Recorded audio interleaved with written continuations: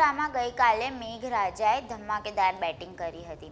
ચારે તરફ પાણીની વચ્ચે વડોદરા જળબંબાકાર થયું છે। વડોદરાના મોટા ભાગના વિસ્તારો પાણીમાં ગરકાવ થયા છે। વરસાદથી વડોદરાના લોકોની સ્થિતિ બગડી છે।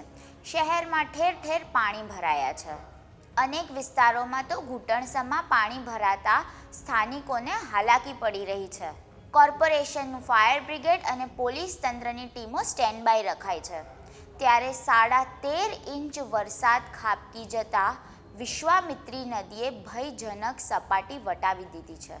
હાલ વિશ્વામિત્રી નદીની સપાટી 27 ફૂટે પહોંચી છે।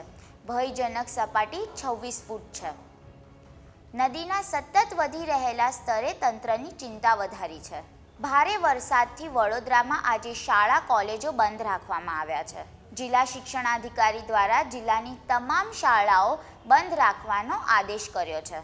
ત્યારે ગત રાત્રે ભારે વરસાદની સ્થિતિ વચ્ચે દશરથ ગામે મલાઈ તળાવ ફાટ્યું હતું, જેથી 40 ઝૂંપડાઓ પાણીમાં ગરકાવ થઈ ગયા હતા।